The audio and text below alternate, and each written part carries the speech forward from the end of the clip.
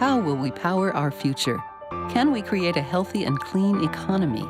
Climate One at the Commonwealth Club is at the forefront of the global debate about energy, economy, and the environment. Bringing together the brightest and most provocative leaders of our time, Climate One is the place where big ideas get heard. With thoughtful and insightful discussions on policy, business, science, and culture, Climate One founder Greg Dalton gets to the heart of the matter. It's our future. It's time to come together. Today on Climate One, we sit down with the former Vice President of the United States, Al Gore, and filmmakers Bonnie Cohen and John Shank to discuss their new documentary film, An Inconvenient Sequel, Truth to Power. It was 2007 when An Inconvenient Truth mesmerized moviegoers with its shocking assessment of the climate crisis. 10 years later, Mr. Gore continues his fight. We're seeing a tremendous amount of positive change. The basis is there, but it's still not enough.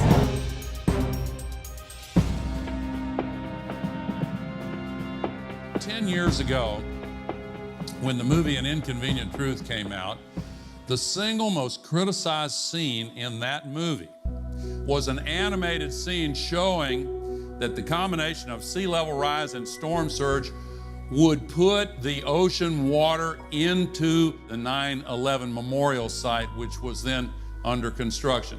And people said, that's ridiculous.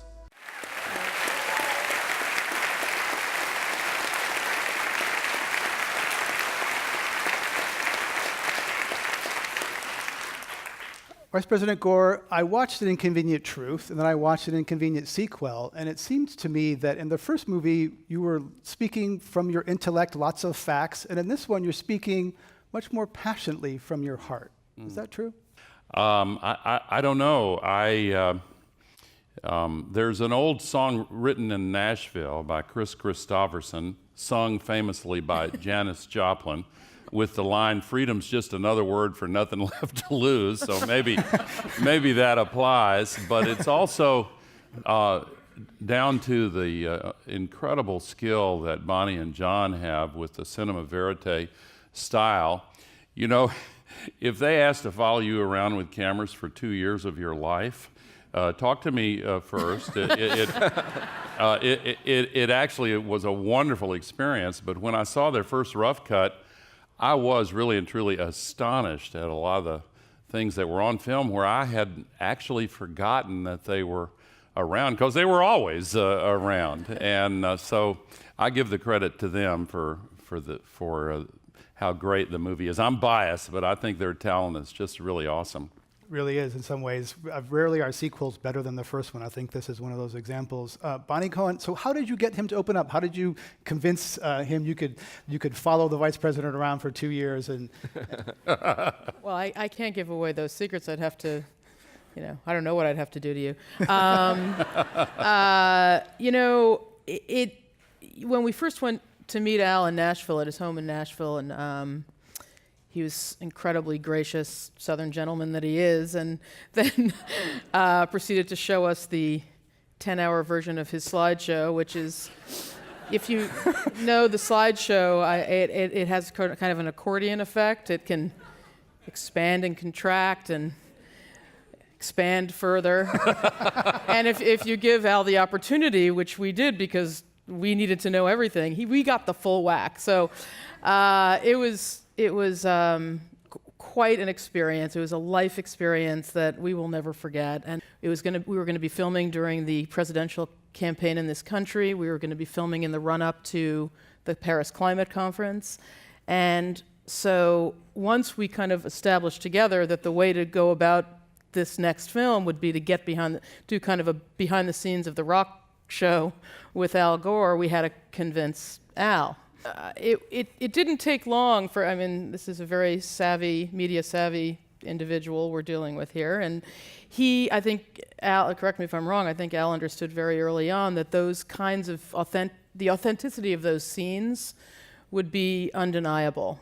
And that, given where we are in the world, where we unfortunately still are having to convince some people about the climate crisis and now go the next step to convince them about the sustainability revolution, that the authenticity of cinema verite was the way to go. So we kind of first spoke with him on an intellectual level, and then John shot this beautiful movie in its entirety and is responsible for being that fly on the wall with Al in those scenes. So when things started to happen in a room, he's so engaged with whatever is going on that he did in fact forget what was happening, and we were able to really capture authentic moments, emotional moments. And one where that really comes through, John Shank, is in Paris, where it's 2 weeks before the climate summit.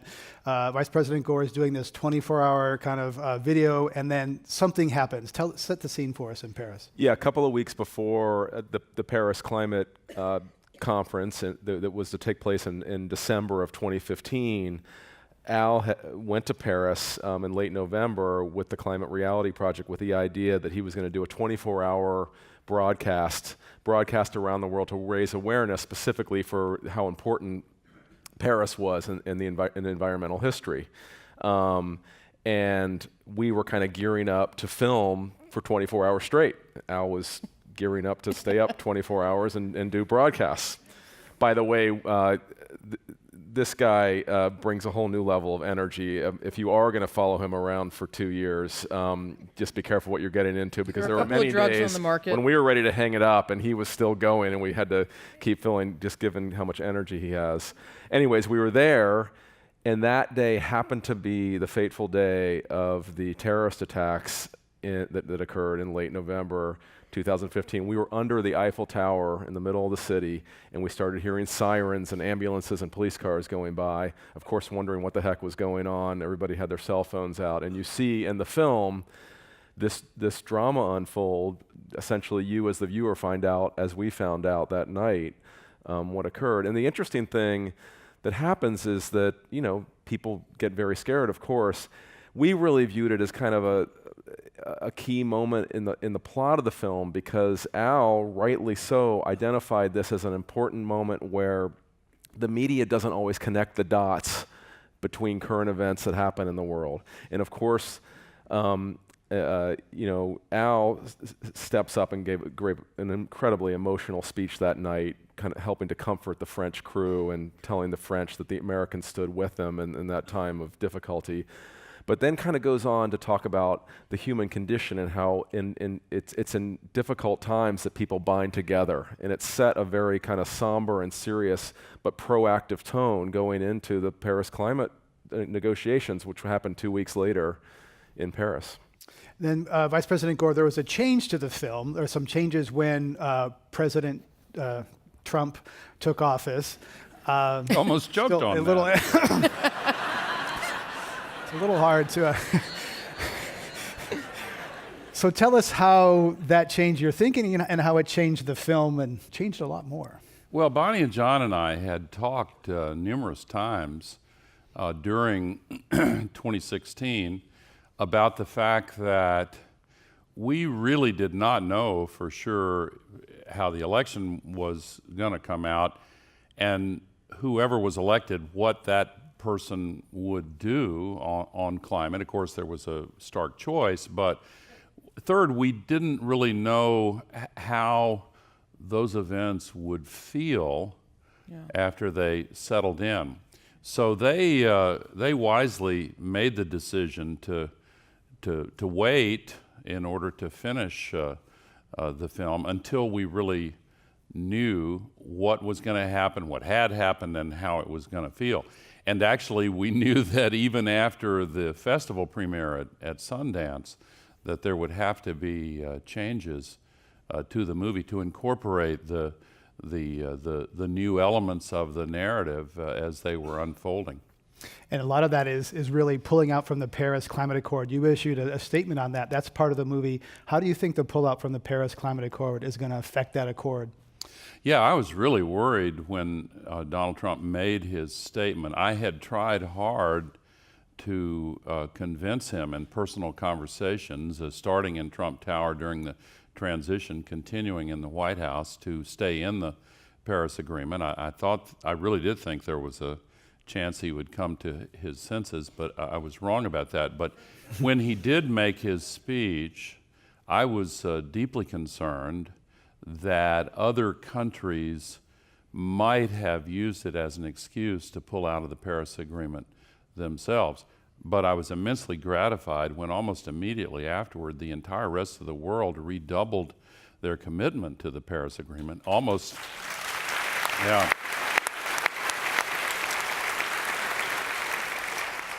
as if they were saying, well, we'll show you, Donald Trump. And then here in this country, so many governors and mayors and business leaders and then all of these groups, including a lot of California companies, and Apple and Google and others come to mind, who are already 100% renewable here, and Apple in China as well, have stepped up to say, we're still in Paris. We're going to meet the U.S. commitments regardless of what President Trump does or says or tweets. And and now the best estimates give rise to a legitimate hope that the U.S. is likely to meet the commitments made by former President Obama in the Paris Agreement, regardless of Donald Trump. Now, the Paris Agreement, even if all of its commitments by all 194 nations are kept, is still not enough. We need to do more. But as and Bonnie and John document in the film how the cost of renewable energy, batteries, electric vehicles, efficiency improvements, all part of the broader sustainability revolution, are coming down in cost so dramatically that the world has the solutions now. And so we have seen, since the Paris Agreement, amazing new commitments. India's just announced that within 13 years, all of their cars and trucks are going to have to be electric vehicles, the new ones, which is an amazing, and India and China are closing hundreds of coal-fired plants, vastly expanding solar and wind. So I was really heartened that the momentum generated around the world, not least by the Paris Agreement, not least by the technology revolution, is now going to continue moving forward. And others are coming to the rescue. Oh, one other point. The first day that the U.S. can actually legally leave the Paris Agreement, not entirely by coincidence, is the day after the 2020 presidential election. And if there's a new president,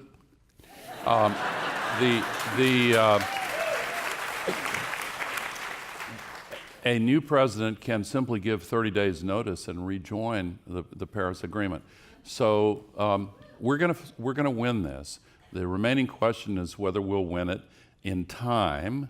Regrettably, a lot of damage has been done. We still have the opportunity to avoid the catastrophic results for human civilization, but we have to build on this momentum and increase it.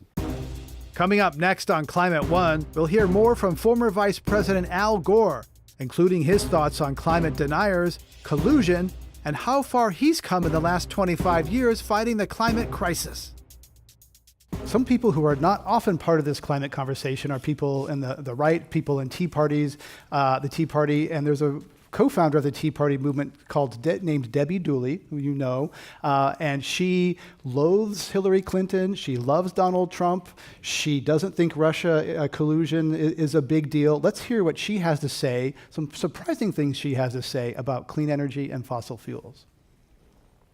75% of Trump supporters like renewables, and they think we should do more to advance renewables. We need to look forward to innovation, to technology, to clean energy, and job creation. Koch brothers funded groups. They're horrible. I'm not fond of Koch brothers or their groups in any way because I've had experience with them actually outright lying and distorting the facts. And some of the very same people that are these groups like Heartland and Competitive Enterprise Institute that are saying man is not damaging the environment and renewables are bad. In the 1990s, these same groups were taking money from big tobacco to convince Americans secondhand smoke posed no health risk. If they lied to us once, why should we believe anything they say? All right. All right, Debbie. That's Debbie Dooley, co-founder of the Tea Party movement. Vice President Gore, your response to reaching people, that's an unusual Tea Party person, but reaching people who disagree with Democrats on a lot of things, but she agrees on clean energy. Yeah, one of the things that's happening is people who aren't comfortable using the phrase global warming or climate crisis are, first of all, noticing the fact that the weather is very weird now. We've had 11 once-in-a-thousand-year events in the U.S. in the last 7 years, and community by community, the floods and the droughts and sea level rise in coastal communities and Zika and so forth are really waking people up, even if they don't want to get into a scientific dialogue about climate. And secondly, they, as Debbie Dooley just said, they are seeing the opportunities to save money and free themselves from the abuses they've sometimes felt at the hands of utility monopolies. A conservative columnist for the Washington Post, Jennifer Rubin, wrote recently, quote, "The GOP's moral rot," end quote, "is the real problem in Washington today." You know, Jennifer Rubin, I think her column is called Right Turn. Yes. I've been reading her for quite a few years, and there have been so many times in the past where I thought, oh, you know, I just don't really agree with that. But ever since when Donald Trump emerged in the campaign, she became one of the group of conservative Republicans who demonstrated to me that they had real solid integrity, conviction, values, principles. I wish more of them would join Jennifer Rubin's point of view, but I really give her credit for the intellectual courage and searing honesty to just, you know, burn whatever bridges she had to burn and tell the truth as she sees it. Now, for me, so identified with the Democratic Party, to endorse her statement, it wouldn't come across the same way, but yes.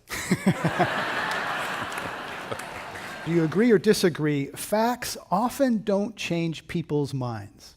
Yeah, that's certainly true. Anybody that deals with the climate crisis and has had to wrestle with climate denial, if you're really serious about it, you end up delving, as I did, into neuroscience and behavioral psychology. I've had days-long sessions with both of those groups. First things I learned is you have to keep those two groups apart, by the way. but it's certainly true, and in almost every field, in economics, for example, or investing, behavioral investing is now a really important field, as we are all learning more about how sometimes our emotions and instincts will cause us to leap to a particular conclusion and then use our rational minds to build a sandcastle of logic to justify the conclusion that we reached for other reasons anyway. And one of the frustrating things about climate denial is that the findings that for some climate deniers, the more facts that you present, the more they get up their dukes and fight against those facts. I will say this, though. I grew up a big part of my life in the South when the civil rights movement was gaining a lot of momentum. You want to see ferocious resistance to social and moral change? The climate denial is no more ferocious than the resistance to civil rights in the South, and yet it gave way. And the movie places the climate movement in the context of the civil rights movement, long before the abolition movement, the women's suffrage movement, the anti-apartheid movement, and more recently, the gay rights movement. If somebody had told me even 5 years ago that in the year 2017, gay marriage would be legal in all 50 U.S. states and be accepted, honored, and even celebrated by 2/3 of the American people, I would have said, I sure hope so, but what are you smoking? Because it wouldn't have sounded realistic. But all of these movements have ultimately resulted in the underbrush being cleared away, the straw men pushed aside, to reveal a stark binary choice between right and wrong. And the climate movement, and once that happens, then the outcome is foreordained because we're engaged at the level of conscience and commitment. And the climate movement is right at that inflection point right now. This is association. I'll mention it now and get your response. Initially respond. Whatever you think first comes to mind, no filter. Vice President Gore, what comes to your mind when you hear collusion?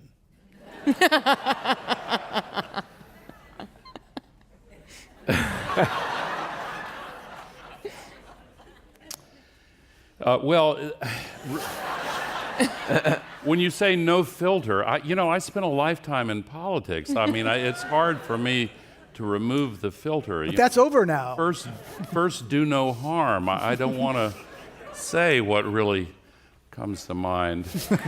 Okay, I guess. But you can probably guess.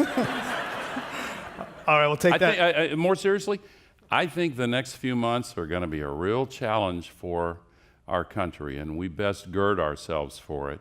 And I'm heartened by the slowly increasing number of Republicans who have said things that lead me to believe that they are going to be prepared if, for example, somebody was, well, I won't get into it, but I think there is now a chance that they will step up to the plate if history and destiny call them out. But they do know what the reality is, and I think the dam may break soon. We're not that far from having a working majority in the Congress.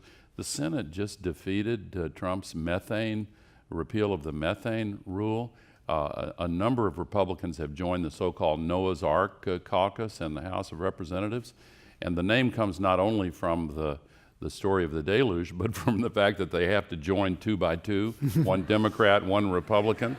And so we're slowly getting there. But look at the Bernie Sanders campaign last year. Whether you agreed with his agenda or not, for me, one of the historic accomplishments of his campaign was he proved that it is now possible for a serious presidential campaign to be mounted without any special interest contributions or large donations, but entirely based on small donations collected over the internet.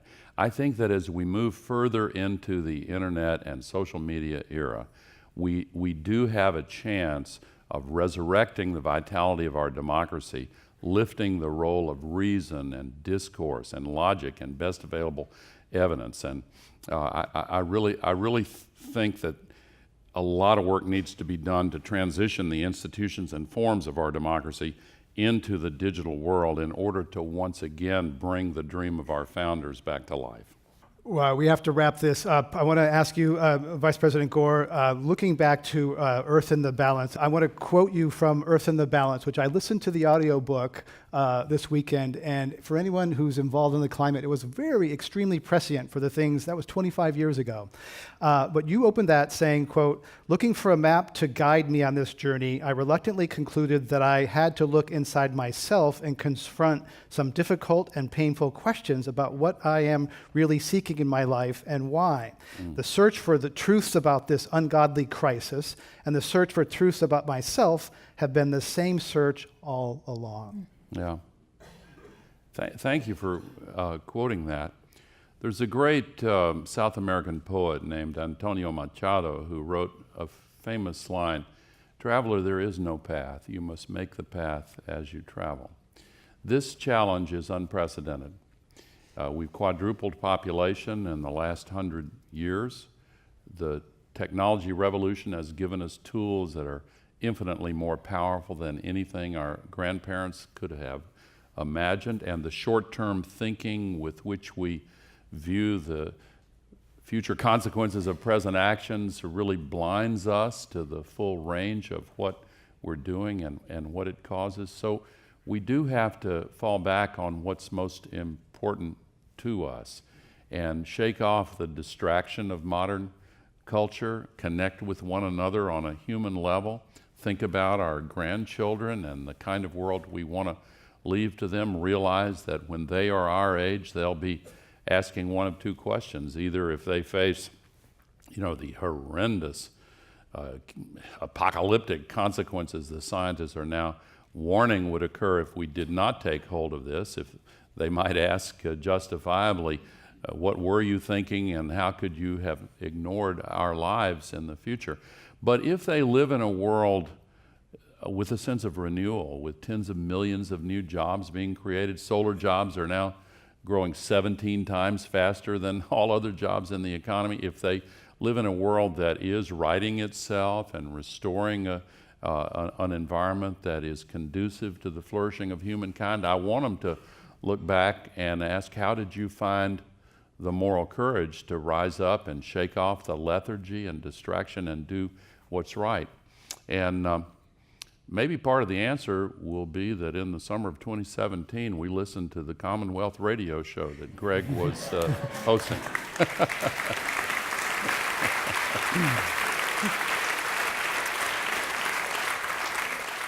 I'm Greg Dalton, and my guest today at the Commonwealth Club is former Vice President Al Gore, who has a new book and film titled An Inconvenient Sequel, Truth to Power. Bonnie Cohen and John Shank directed the film and joined our conversation. Thanks for listening. We'll see you next time, everybody.